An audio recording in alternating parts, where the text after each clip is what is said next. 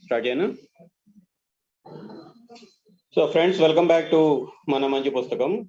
You all know we are using this Zoom platform only to relay the event. The main event will be happening on YouTube, where most of the people are logging in.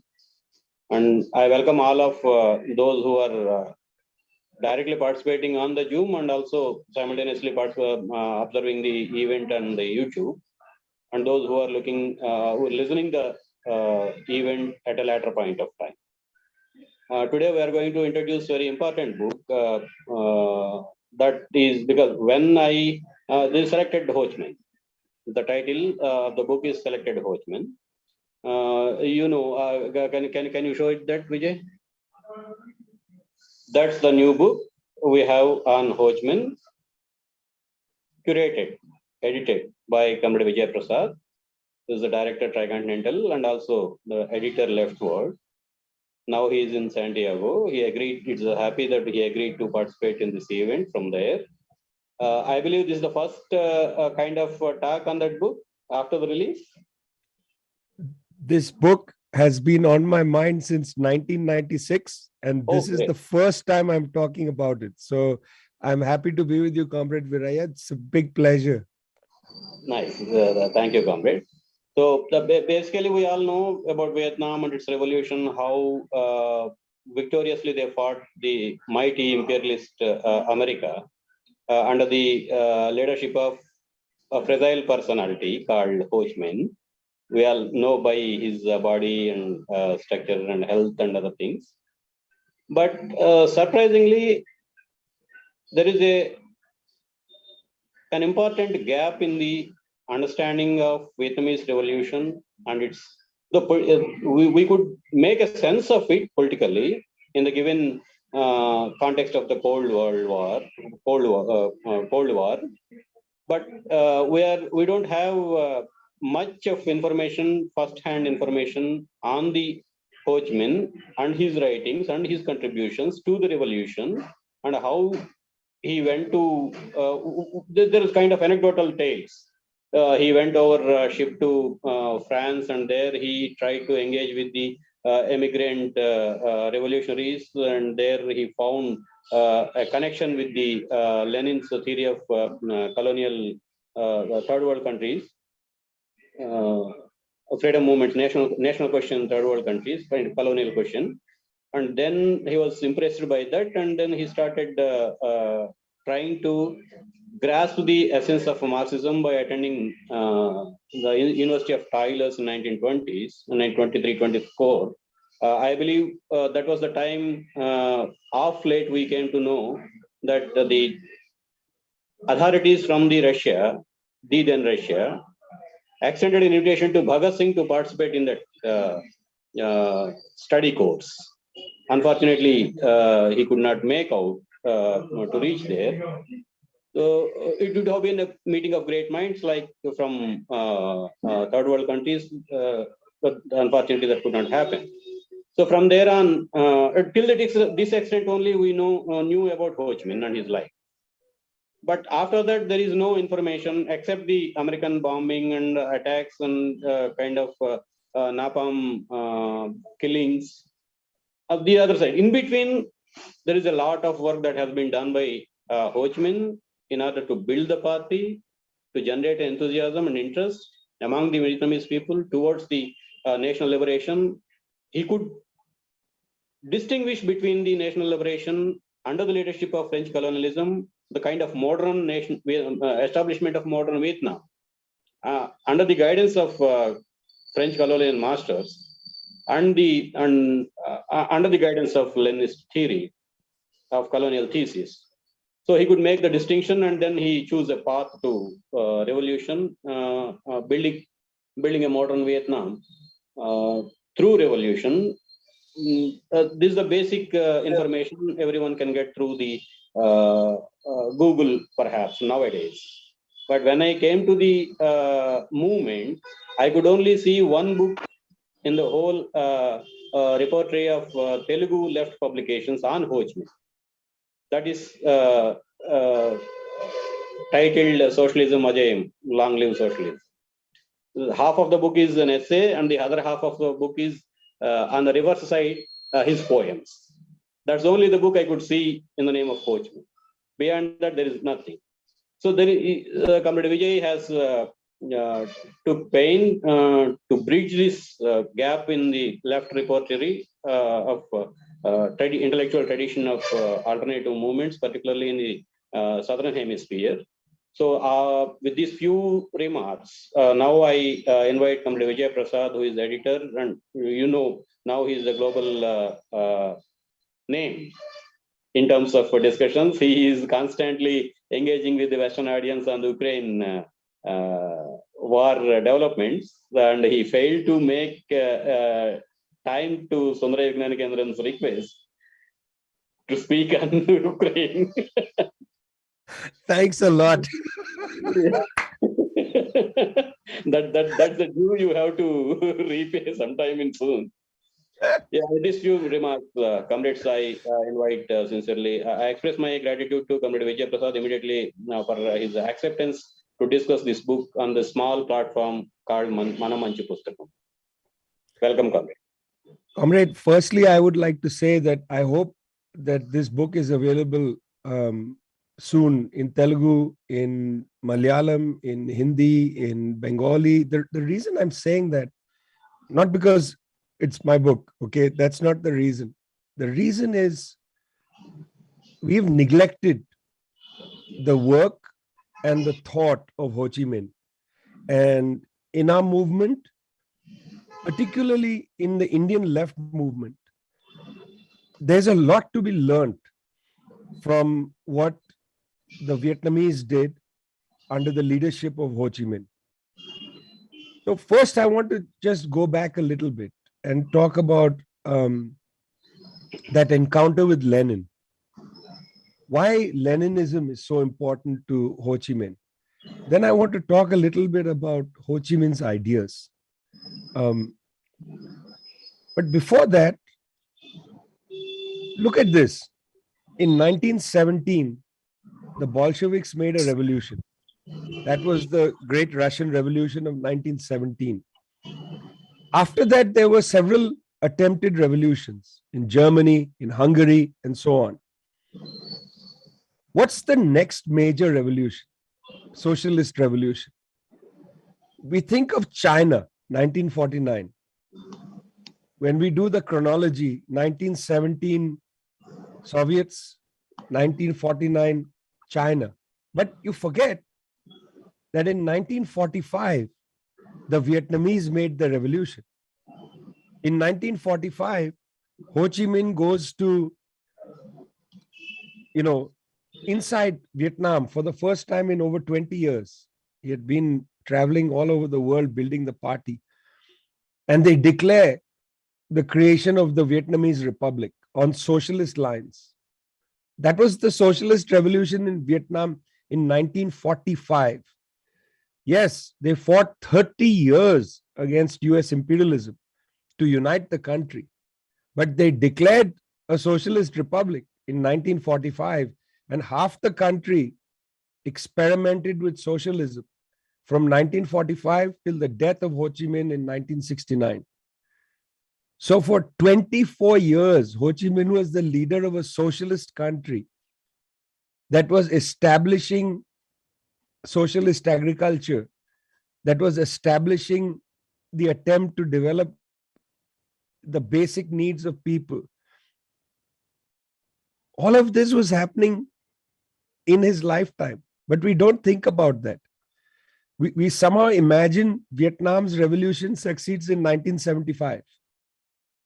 We don't think, even though it must be true, that from 1945 to 1975, so-called North Vietnam was struggling to build socialism. And for 24 of those years, under the leadership of Ho Chi Minh. So not only did Ho Chi Minh come to Leninism, that's the first thing I'll talk about. Secondly, not only did Ho Chi Minh develop a party and help develop a party line, but thirdly, he participated in socialist construction. And there are lots of lessons there that we need to look at. So that's why there are three phases, in my opinion, in the life of Ho Chi Minh. Okay, comrade, how long shall I talk for? Because for this, I can go 45 for minutes. hours. Yeah, okay, 45 minutes, fine. So being a Fine, lecturer, that should be the reasonable time. Yeah, that's good.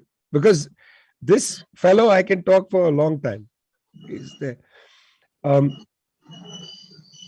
You see, he was brought up in a patriotic family. His father was a great patriot. He grew up in a part of Vietnam which had a number of rebellions. The smell of rebellion was near him. Then he eventually makes a decision under the guidance of his family to study in a French school. This is interesting. They decided to go in the French school in order to learn the most advanced thinking, what they thought was the most advanced thinking, and so on. He gets into trouble in the French school as a young person. He starts to support rebels and gets expelled from the school. Eventually, he decides to go to France. Now, that's also interesting. He had a choice. Some radicals went to Japan. Ho Chi Minh decided to go to France. Like Why our, did he do? Netaji. Exactly. But at the time when Ho Chi Minh is making these decisions, remember, this is Tagore going to Japan in 1916. A number of people went to Japan because Japan at the time seemed to be the center of Pan-Asian thinking. Number of people went to Japan at the time seeking a kind of Pan-Asian agenda. But Ho Chi Minh decided to go to France, largely because he had that idea that if we were colonized by the French, we should learn everything from them so that we can free ourselves. Eventually, when he gets to France, he discovers that the French Socialist Party was not committed sufficiently to an anti-colonial agenda. He discovers that. He discovers also that French people in France are not as racist as the French colonial officials that came to Indochina. That somehow the colonial structure intensified the racism. And he made friends with the French working class. That is very important to his thinking. And finally, he was working with the immigrant community, Vietnamese immigrant community, essentially to try to develop a patriotic nationalist agenda. He had not moved to socialism or anything like that. He was a patriot. His name was The Patriot, the name he was using at that time. He encountered Lenin's writings in 1920. And something in Leninism struck him. What he writes about, what Ho Chi Minh writes about, what really opened his eyes was the simple fact that Lenin 100% supported national liberation movements in the colonies. 100%. The French Socialist Party at the time said, no, there's a role for France. We'll develop, the industries and so on. Lenin said, no, I fully support national liberation movements, whether in Ireland, the 1916 Easter Rising, today's Easter, the most important uprising in Irish radical history took place today on Easter, the Easter Rising of 1916, completely backed by Lenin. By the way, Trotsky did not support it, just in the ledger of why Lenin has better instincts. Secondly, in 1915, the year before the Easter Rising, Lenin wrote a series of articles debating Rosa Luxemburg on the right of nations to self-determination, where he argued nations have the right to be free. Now, for Ho Chi Minh, this was a really monumental thing, that a major political force, the Soviet Union, would completely support the right of nations to self-determination. And Ho Chi Minh was eager, therefore, to go to Moscow, which is what he did. And he got involved in the Comintern. There he met other radicals, Tan Malaka, for instance, the great Indonesian communist. He met communists from all over the world. He studied, he read a lot, he talked to people, he went and visited many of the offices to learn how they were taking this rather rural country with great illiteracy, how they were advancing the social lives of people, and so on. He learned a lot. He spent a lot of time learning. And he was extremely poor when he was there, didn't have enough funds, wore a very light jacket in the frozen Moscow winter, didn't have the proper shoes, and so on. But none of this bothered him. He was single-minded in his determination. At the same time, made contact with other radicals coming from Indochina and from China. He made very close friendship and associations, because Ho Chi Minh isn't the founder of Vietnamese communism. There were other communists coming from Indochina to Moscow. He met them there. He became the most important. And they began to think with the Comintern how to establish the party. A quick note on the side. Leninism that attracted Ho Chi Minh has been misunderstood. A few years ago, I edited a volume, Selected Lenin. By the way, this is a series which is going to make an argument about our kind of Marxism. What was Leninism? Lenin made the following point. Lenin said that in the colonies, capitalism will never be allowed to develop. So if, as orthodox Marxists, we're going to wait for capitalism to develop, and then create its own contradictions, the grave digger, the proletariat, and so on, it's never going to happen. Because the imperialist structure is never going to allow capitalism to fully develop in Africa, in Southern Asia, in Eastern Asia, in South America. They subordinate you. They take your raw materials. They sell you finished products. They use your agricultural labor as the principal form of extraction of labor power, not industrial labor. They're not going to create a civilization of factories and so on. Lenin understood that. So that's why he said, in the colonies, and this was his debate with M.N. Roy. His debate with M.N. Roy in 1920 at the second Comintern meeting, Communist International meeting. What Lenin said then, in the colonies, the left forces have to join with the patriots to overthrow colonialism, establish a socialist project inside the new territory where you have two tasks. The first task is to build the productive forces, because imperialism is not going to do that for you. And the second task is to keep socializing the means of production and to improve social life. So the socialist in the colonies has a much different task than the socialists in Germany. Leninism then turns and says, wait a minute. And in the practice of overcoming imperialism, you must have a worker-peasant alliance. Workers can't do this by themselves. And besides, in the colonies, the peasantry has been made into an agricultural proletariat. So when we talk about a worker-peasant alliance, what we're talking about is an industrial worker and an agricultural workers alliance. They are both parts of the proletariat. Out of both of their labor is surplus value extracted, and so on. So Lenin's idea of the worker-peasant alliance, proven in the Russian Revolution, became a core part of Ho Chi Minh's thinking. So what was Leninism for them?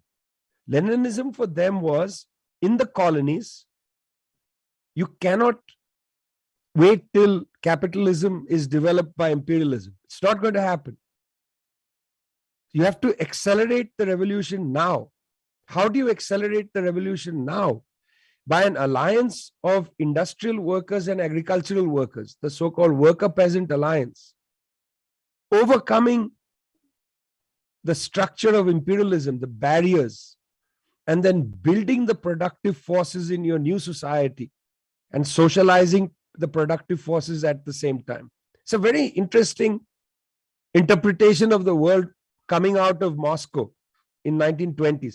We don't focus our attention on that. Why did Lenin support, for instance, the uprisings in India? He was very happy to read of the 1921 uprising in Kerala, in the, here, Nitesh Narayan and I did a new book called 1921 Uprisings in the Malabar region. The first text we anthologize here is Abani Mukherjee's report written to the Comintern about the uprising, written in 1921. Lenin read it, sent a note to Zinoviev, said, this is very important text, and so on.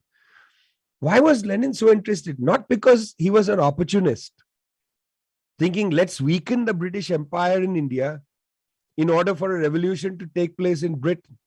No, he was not only thinking of Europe. That's a Eurocentric attitude.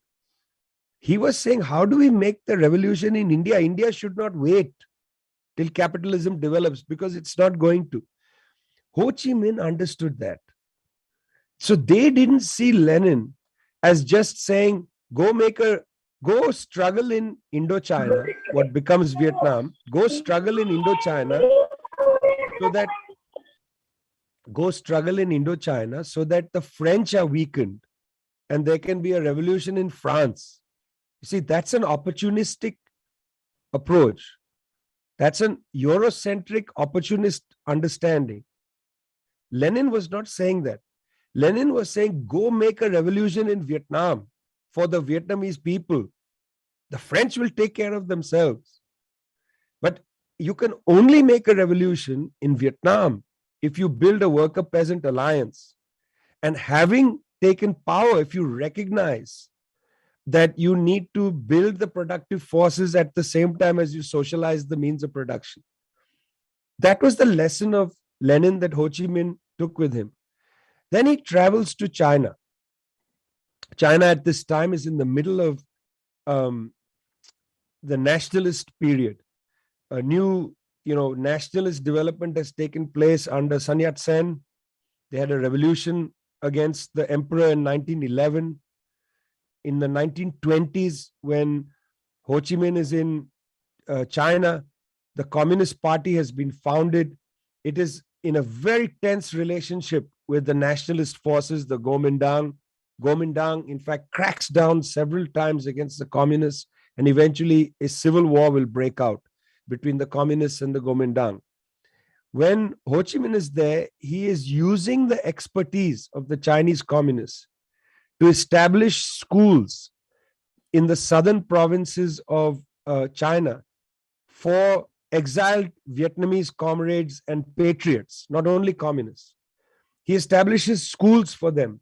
Now, one of the most interesting things about the book is that we, for the first time, translated from Vietnamese some of the class notes that from Ho Chi Minh's classes. He taught a class on revolution. And so we translated the class notes that he used to deliver the lectures on what is a history of revolutions, going back to the American Revolution, French Revolution, and so on, and the Russian Revolution. Very interesting what he was teaching the young comrades, how he was building their sense. Now, what does one do in a party school? One teaches people the conjuncture. This is what we're living in. This is the structure that prevents the advance of humanity. So you have to teach people the conjuncture. You have to teach them the structure of what's preventing us advance. But you also have to teach them the real movement of history. What's the real movement of history? The desire of the vast masses of people to expand their freedoms, the desires of vast masses of people to exit hunger, exit illiteracy, exit a life of hard work and so on. That's the real movement of history. The reason Marxists believe that there's a direction in history is we understand that people don't want to live in hunger. That's compelling for people. That's the motor of history. I don't want to be hungry anymore. Right now, we live in a planet, 3 billion people hungry. 3 billion people hungry out of 7.9 billion. The real movement of history isn't what's the next kind of chip developed for the next kind of computer. The real movement of history is I don't want to be hungry anymore. We have to see that as the motor of history. That's why, for instance, so many of our activities as people of the left is to feed people, to give them the sense that hunger is not inevitable, to fight against the condition of hunger and so on. So in the schools, they are teaching them the conjuncture, what's the current situation, how the conjuncture is gripped by the structure, not allowed to advance, but also what's the real movement of history. And for Vietnam, the real movement of history was people did not want to live in hunger. Famine was a big question. The colonial famines of the 19th century and early 20th century, the colonial famines. India, for instance, struggled with colonial famines, one after the other. So much of the wealth was being taken out of the country that the peasantry struggled to maintain levels of nutrition that are adequate. So in that sense, they taught the real movement of history in the school. And in that school environment, under immense repression, Ho Chi Minh was arrested twice, jailed, by colonial authorities in Hong Kong and then by also the nationalists in China. In the process of building these schools and a newspaper and so on, they built up their party. And they constantly attempted to unify all the patriotic forces, constantly attempted unification. They created the combined Communist Party in 1930, Communist Party of Vietnam, that was founded in an important meeting. But that's not the main thing. They created platforms of unity like the Viet Minh, the Patriotic Front for the Liberation of Vietnam, bringing in all kinds of forces, including people with sympathies towards the previous monarch, bringing them also in. Because the idea was you need a complete population against imperialism. You have to mobilize the whole population against imperialism. And Ho Chi Minh fought against various forms of sectarianism and at the same time, opportunism, because those are the two barriers that you have to deal with. One is the side that says, no, only the people with the narrowest ideas like us should be involved in our struggle. That's the sectarianism side. And the other side is, anything goes. Let anybody come in, and let's also bring in liberal forces from the imperial side, some liberal, like in India, let's bring a few IAS officials and so on. You see, you have to draw the line somewhere. You can't bring in people from the camp of the enemy, as it were, liberal imperialists. That makes no sense. So Ho Chi Minh, you can see in his writing and activity, constantly trying to build the backbone of the party. So party education is a key element. Political education is a key element. Every party member must understand the conjuncture, must understand the structure in which the conjuncture is held, and must understand the real motion of history.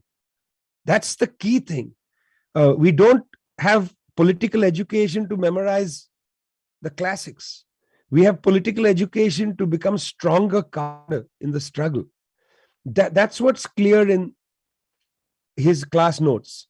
He's trying to build a cadre that understands the need for them to struggle and the inevitability of their victory. So I was very happy we were able to translate those sections, some sections, into English for this book. And I hope, because it was only in Vietnamese, it has not been read in other languages even. It's never been translated even into French and so on. So I'm very keen that thing. And that section that we have from the, it's called Revolutionary Way, the text of his class notes. We are going to bring out the whole book eventually from Leftward. Have the whole book translated and brought out. Okay, so then by the time you see, one of the things I'm very interested in the introduction, it's a pretty long introduction. What I'm interested in is also how the party operated. So I go into that in some detail. There was an attempt to build liberated areas, and that was successful to some extent. There was an attempt to give confidence to peasant uprisings. That was also successful in some areas. There was an attempt to build mass fronts of teachers, of sympathetic people of different kinds, and so on. That too, all over the country. They built these mass fronts. They constantly experimented with building the confidence of the people and mobilizing them into the struggle. They understood different levels at which people would feel comfortable getting involved. Every school teacher is not going to join a peasant rebellion. What can school teachers do that is going to be possible for them to continue as teachers and yet mobilize the people and so on? Like with every struggle, I think this is an important part of the work that they did, built levels of struggle, among which, of course, was under the leadership of General Giap. They prepared for the armed struggle against the French, because they knew that colonialism in this way was not going to end without a frontal attack, because the French colonialists were brutal. And that was really a key element of the work. But Ho Chi Minh himself was not very much involved in that. That was Giap, that was others who took the leadership in building the armed section of the movement. But I don't want to underestimate that, because in the colonial setting, it was a very important part of their work. Okay. Now, in 1945, as I said, the Vietnamese, because of the aftermath of World War II and the disarray of the French, the French were quite disoriented after the first, the defeat of France to the Nazis, the creation of the French collaboration, Vichy regime, and then the victory of the Free French and the Allies. France was disoriented, and liberal currents had appeared in the French establishment, including the growing authority of the French Communist Party, had an impact in France. This led several sections of the French elite to suggest that maybe France did not need to reclaim, Vietnam. There was this feeling there. At that moment, the Vietnamese communists decided to act. And in an act of incredible audacity, hugely audacious, they went into Hanoi. Ho Chi Minh, that was his first time in Hanoi. They entered Hanoi, very simple clothes. He stands up in a public place, huge meeting, and he announces the Republic of Vietnam. Now, what's interesting is Ho Chi Minh announces the Republic of Vietnam, but he announces it in a language that is incredible. He basically says, all men are created equal. They are endowed by their creator with certain inalienable rights, among them life, liberty, and the pursuit of happiness. That's the first thing he says when he stands up. Now, that may be familiar to some people. Here's his second sentence. This immortal statement was made in the Declaration of Independence of the United States of America in 1776. The first thing Ho Chi Minh says is he quotes from the US Declaration of Independence. He's a very clever guy. Then he talks about the French Revolution. Remember, he had taught this class to the comrades about the American Revolution, French Revolution. He's suggesting to the people of the world what we are doing in Vietnam is the real movement of history. There was an American Revolution, a French Revolution, a Russian Revolution, now a Vietnamese Revolution. This is not anything unusual. And he knows that the United States has come out of World War II as the most powerful country in the world. Remember, the Soviet Union suffered millions, tens of millions of casualties, 30 million people dead, enormous suffering of the people, enormous devastation of the industrial base and so on. Even though the Soviets actually were the principal force in defeating Nazism, they suffered huge losses. The United States didn't.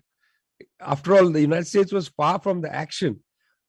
So Ho Chi Minh knew the US had come out of the war, most powerful country. So he says, listen, it's your Declaration of Independence. Very clever guy.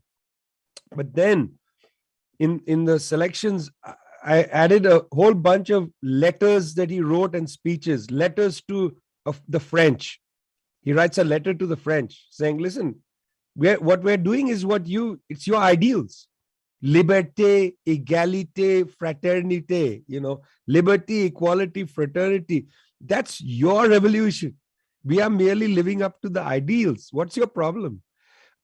He writes to older people in Vietnam. He writes to children, he writes these letters, and I've added these letters in to give you a sense of how Ho Chi Minh is conducting the battle of ideas.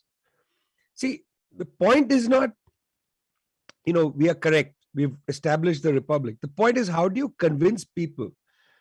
How do you build hegemony? How do you win the battle of ideas? How do you show that you are not some crazy radicals who are outside the motion of history? You have to establish yourself as the credible force that's in the motion of history and so on. And his ability to talk to different audiences about the same event is important. And that's why I wanted to add that in, letters to children, letters to older people, letters to the French and so on. So that's him. Now, two things happen that are immensely important. The first is northern part of Vietnam, which is the republic, is extremely poor and extremely underdeveloped, as it were. So how do you create the basis for an enriched life for the people? And so on the agenda then is forms of land reform, typical normal things. And so in the text, I have a lot of the reports where Ho Chi Minh is giving a report on land reform, on the failures of land reform, and so on. So one is you got to build the internal capacity. What I'm actually interested in, and what added a lot of material on, is that he is fascinated with the moral part of building socialism. Just like Che Guevara, fascinated. He writes a lot against bureaucratism, against commandism. You can't build socialism by lecturing to people. You can't build socialism by excessively creating bureaucracies. You have to create a popular mobilization. You have to create popular dynamics, people's participation, and so on. What I'm doing like an advertisement for Leftward Books, but we just published Thomas Isaac's book called Kerala, where that's part of the theme of the book, is how in Kerala, during the period of liberalization in India, the government and the party went for people's planning. How do you mobilize people into the creation of something like a budget, a plan for the public? You don't have experts do it. You bring the people in. So Ho Chi Minh writes and warns a lot about the dangers of commandism, bureaucratism, and the ethics of building socialism are very important to him. And I hope people will read those sections and perhaps elaborate them. We can build a debate about what it means to build a socialism without command, where it's a socialism of mobilization and so on. So the first thing that happens after they take power is that the country is completely poor and has to be built up. That's a enormous, that's an enormous task. But the second thing is that the French come back and they try to defeat the Republic. There are a series of wars and mobilizations towards those wars. Of course, eventually, the Vietnamese defeat the French at Dien Bien Phu in 1954. And Vietnam then turns for assistance to the socialist world, but also the non-aligned world. Ho Chi Minh travels to India, befriends Nehru, and so on. The Vietnamese ambassadors, including Madam Bin, play a key role in trying to establish links with the non-aligned movement, making a claim that Vietnam is both a socialist experiment and an anti-colonial experiment, and build friendship and trust, and in fact got a lot of support from countries like India, like Egypt, like Cuba, and so on. Very interestingly, as part of the war effort, Ho Chi Minh very cleverly was able to appeal to world opinion. So two things need to be studied by people. One, in the 20th century, how did the Palestinian struggle become so central to the international left? It became so central, not the struggle of the people of Western Sahara, for instance, or other struggles. How was it done? Very interesting study. A man named Paul Chamberlain wrote a book about this, where he tried to explain some of the dynamics. There's a lot to be still learned. Secondly, how did Vietnam just capture our imagination? I remember as a boy in Calcutta, the slogan that would be there in so many demonstrations: Amar Naam, Tomar Naam, Vietnam, Vietnam, my name, your name, Vietnam, Vietnam. It's a powerful slogan. It's hard to get it out of my head. During the United Front government with the Bangla Congress and the communists, the name of the street which held the British Council and the US Council was changed from Harrington Street, Harrington being an old colonial name. It was changed from Harrington Street to Ho Chi Minh Sarani, so that the US consulate in Calcutta is still on Ho Chi Minh Sarani. And at the end of the road, there's a big statue of Ho Chi Minh. So when you turn in to go to get a visa from the British or the US, you on the address of the consulate, it says something number Ho Chi Minh Sarani. It's an interesting paradigm. It's incredible, but that's what the left government did in Bengal.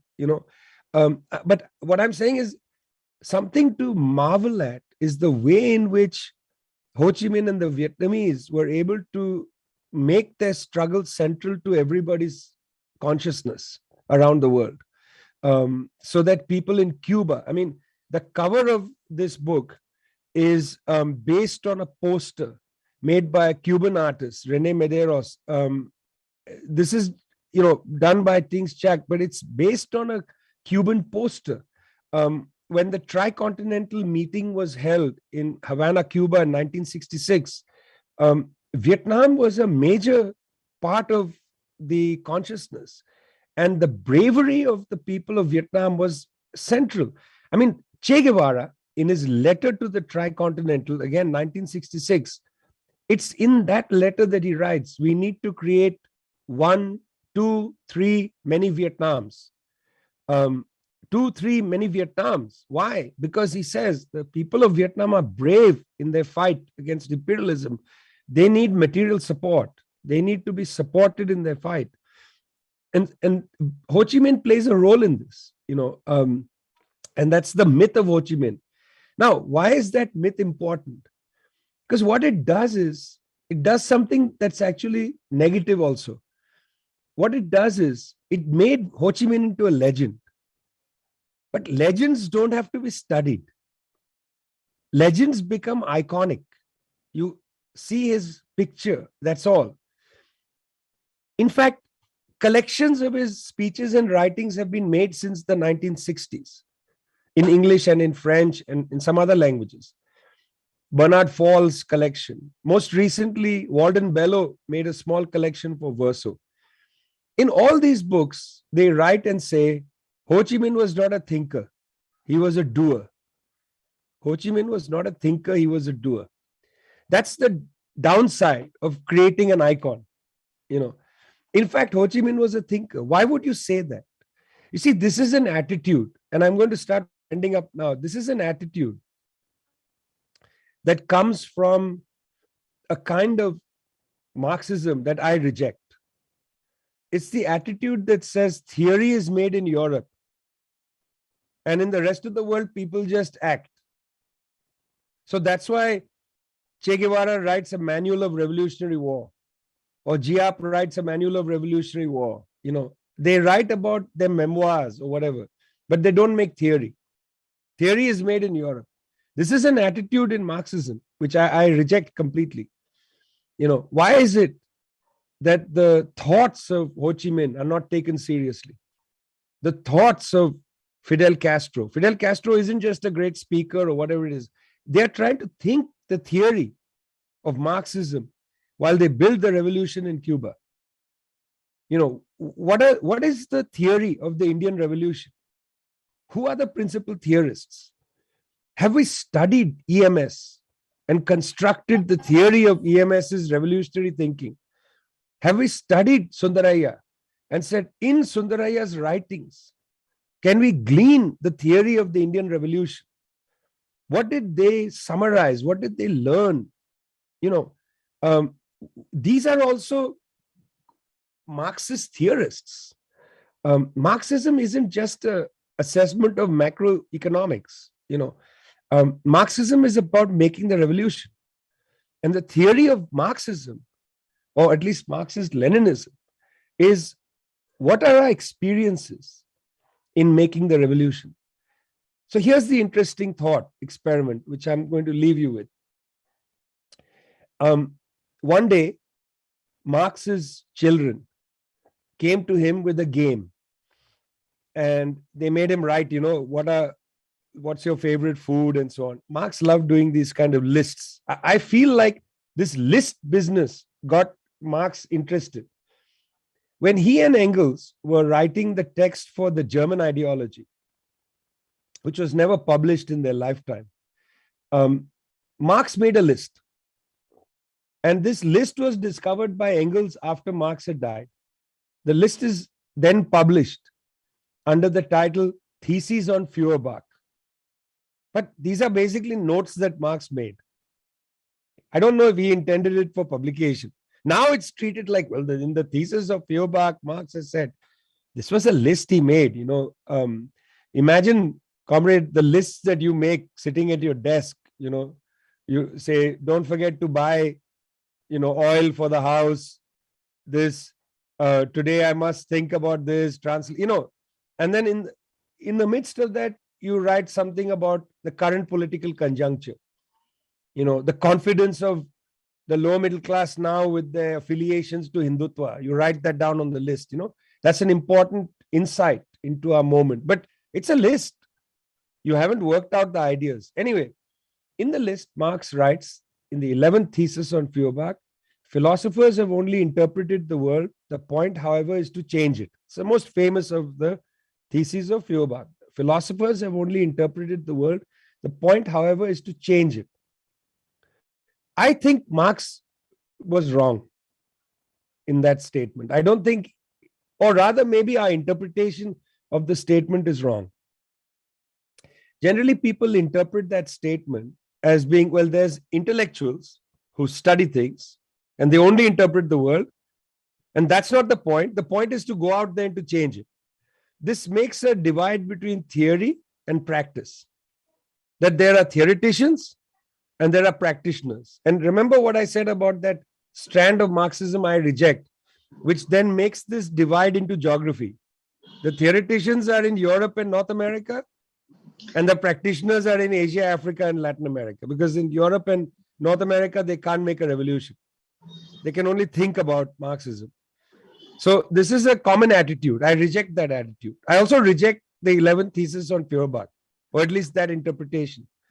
I think there's something more to this than that. I would argue that those who are changing the world have a better understanding of the world. Those who are trying to change the world have a better understanding of the world. If you're not trying to change the world, then you can live in a set of illusions. You can believe in liberalism, for instance. Those like human rights lawyers who are there from court to court every day, raising the names Gautam Navlakha, raising the names Anand Teltunde, those lawyers know much more about the Constitution than a constitutional expert who doesn't leave an office. An economist who doesn't leave an office looks at government statistics, but a trade unionist fighting in the middle of the class struggle understands economics with a clarity that the economist might miss. Those who are trying to change the world understand it better. That to me is the thesis 11A. It's a slight emendation of Marx's thesis. Thesis 11A, the forgotten thesis. Those who are trying to change the world understand it better. Ho Chi Minh spent his whole life trying to change the world. In all that attempt to change the world, he wrote letters, he gave speeches, he wrote articles. He never wrote a big, fat theoretical book. But embedded in his writing were the summaries of his thinking. Embedded in his writing. You can't expect somebody like Ho Chi Minh to take the time out to go and write a book of theory. The conditions of his work were different even than Lenin's. He spent years in the jungle, or in running from one town to another. He had about 50 pseudonyms. He was always being followed by police and so on. Where's the time to sit down with a book and write? They kept burning their texts, They would write and send by courier. He didn't have the time or the energy. Middle of the bombing by the US, he's not going to sit down and write a book about Marxism and Hegel. But he wrote texts that summarized his thinking. And therefore, it is our job to read his texts, not merely as lectures and as letters and so on, but to struggle to develop the theory out of them. And that's what I've tried to do in the introduction a little bit, but I've not been successful. More needs to be done. And I'm saying this not only on Ho Chi Minh. I started by saying, I've started doing a series, selected Lenin, selected Ho Chi Minh. We need a selected Sundaraya. We need a selected EMS. We need these selections, not just to select the text for the sake of selecting it, but to distill their theory of the Indian Revolution, to understand the form in which they grasp the revolutionary developments. So, comrades, that's the reason why I've spent decades working on this project. That's why I'm telling you this out of enthusiasm, but it's not some personal fan, like I'm not like a fan club of Ho Chi Minh, although I am. And I think I'm fan club number 1. But that's not the main point. The point is, it helps us advance our own thinking. Not that I take quotations from here and apply them today, but I want to learn how to think like a socialist. I want to learn how to think like a Marxist who is trying to change the world. No point just trying to understand the world.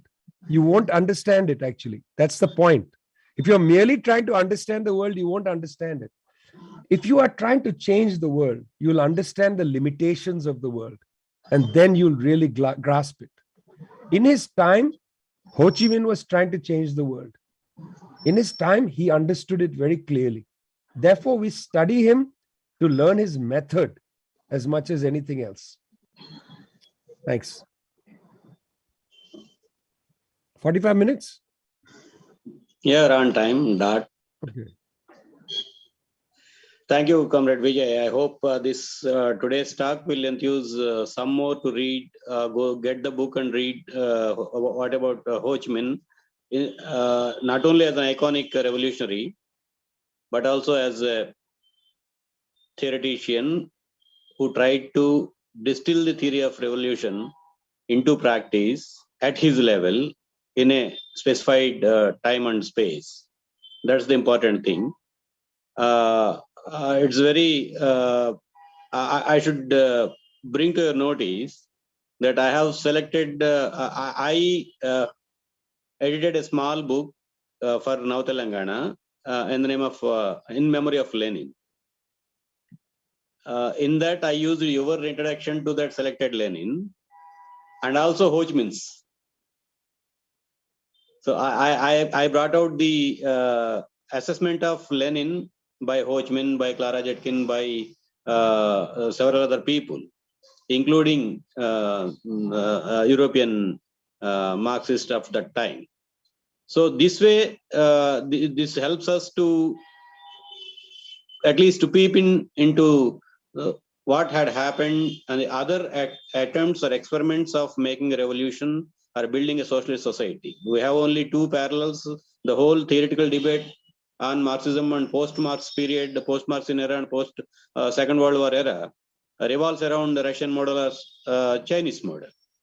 So that jinx we have to break out, and we have to see what are the other alternative models that came up in building socialism that are particular to the conditions of a particular nation. In that process, we have Yugoslavia, which is a multi-ethnic, multilingual state, like what we are in India.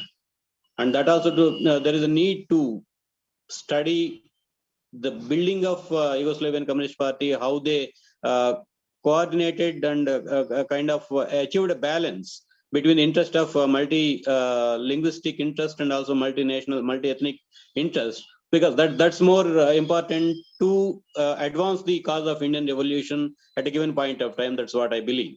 And also there was another attempt at partially or fully, we may disagree with on that, in Afghanistan.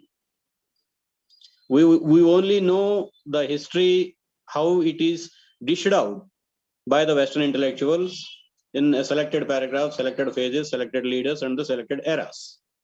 So we need to go through the whole history to have an assessment, a proper understanding of what exactly had happened. So in that project, your contribution, this particular book will throw much more light and also generate enthusiasm enough to go through the Vietnamese revolution and the building of revolution. Actual, not only we are talking about the success of the revolution. There is much behind in building of the revolution. That's what we need to do at this point of time in India. So with these few concluding remarks, I think I thank Comrade Vijay as usual. He's very kind enough to take out time whenever I request for either of the forum for Sumara Vigyan Kendram or Manchi Pusthakam or for Now Telangana. And I do hope we will collaborate much more in doing the similar things. And I renew my request to reconsider your time on May 5th, not the Western May 5th, Indian May 5th. Thank you, Let's Comrade. go.